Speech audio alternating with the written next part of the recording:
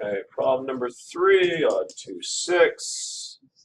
2 kilogram block, 5 kilogram block. They tell us that coefficient of 5 kilogram, this is 0.2, and use 0.2 there. Horizontal source F is applied on force. Draw a free diagram for the device. Is it 0.2 there? Is it 0.2 block? What'd you get It says for the 0.2 between and the What'd you get for the surface. mu, And the Mike? surface. The mu Well, that's on 0.2. what? Hold on.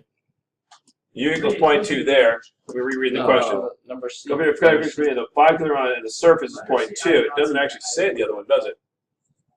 I didn't see that. So it's in the friction between them. I would assume there is friction. Otherwise, this problem's really going to be really easy. It's going to probably ask us, yeah, I was going to say, that's why they probably didn't mention it. So, but it's a minimum coefficient of friction to make that work, right? So there is a coefficient of friction here, static. Why static? Because it doesn't want to move. They're not moving relative to each other, right? So that's static. All right, so first thing they want to do, free body diagrams. Let's do that, because you guys love those. So I want to do a free body diagram on the 5 kilogram block. So 5 kilogram block has force friction pushing this way, a force pushing this way. All right. It has another force of friction associated with the top block this way. It has a force normal this way, and a force of weight this way. That thing's got 5 forces on it.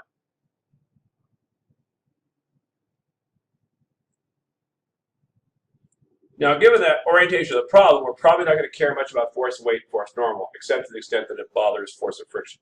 Okay. Okay, because we're not expecting this to go sinking into the table or something weird like that. That'd be nice. That'd be fun. So, and good with the free body diagram? Yeah. Going good? Yeah. Okay, what force accelerates a 2 kilogram block? Force of friction. Force of friction is what accelerates a 2 kilogram block. So far with me? All right. Did we already do Let's do B. Calculate the force necessary to pull both blocks to the right with acceleration of 3 meters per second squared. Now that's an outside force pushing a 7 kilogram object. We're assuming it stays on, right? Yeah. We're assuming it's not moving. So therefore, we can treat it as one big blob. Yeah. So now we just go, oh, well, F net, use the sum of all forces. F net is going to be MA is equal to, I'm pushing with a force, and I have force of friction pushing back, correct? Nice. That's all I need to worry about. I'm treating like one big, how many kilogram blob? 7. 7. So it's a 7 kilogram blob. I want it to accelerate at 3 meters per second squared. And that's equal to the force I'm pushing with, which is what I'm asking about, minus force of friction. Now, this is a little bit weird. It's going to be 0.2 times, what's the mass? 7, because I'm treating it like one big blob. I'm not counting for separate little friction up here, which I could do it separately if I wanted to. That's going to be a whole lot harder anyway, so why do that? Now 9.8, 18, 4.8, I don't know. What do you get? For the answer, I got 34 points. 34? For the whole Seems answer. For big. the whole answer. I know, 21. No, that's not big. What do you got? 34.72. 0.7. Okay. That's how hard I have to push. Now, here's where the questions become APC questions. C. What is the minimum coefficient of static friction between the blocks such that the 2 kilogram block does not slip under an acceleration of 3 meters per second? All right. What do I do here?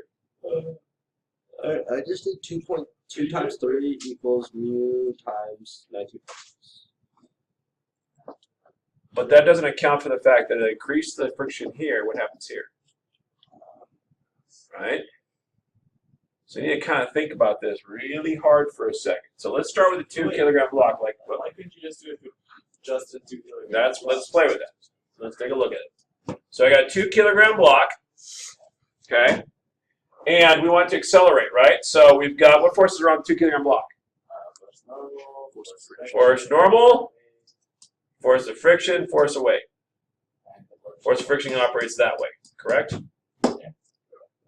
Actually, probably doesn't. You're probably right. We can probably get away with it. Sometimes you have to go back and look at the previous case. I don't think it's going to matter in this case. Okay, so force of friction. So let's do the problem. From here, we would do what? So All I care is force of friction. I think you guys are right. I think you could do it that way. So 2 times 3 is it 3 point? It's just 3. 3 equals force of friction, right? Yeah.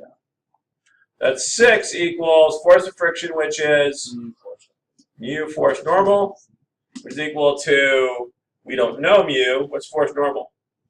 2 times 9.8? 19.6. So I get 6 equals mu times 19.6. I did get it. Mu equals 3.1. 0.31. 0.31. Wait, why did you say I did that? Because of the way we approach this one, we didn't need to worry about it. We might have thought, because we have this force here, if we look at the 5 kilogram mass, one of the things we might have to do in the future, we might have to deal with the fact that this slows it down. But there's no reason to have to deal with it. in Was this because particular we case, we combined said- the two masses. Right, and because it's moving with it, we got to combine the 2 masses. So I was being hesitant about something that doesn't matter in this case. But might matter in the next case. Oh man, the bell's going to ring, isn't it? That's why you're looking at the clock. No, it's 7 minutes. 7 minutes? All right. You got the next problem. I did. Well, everybody's got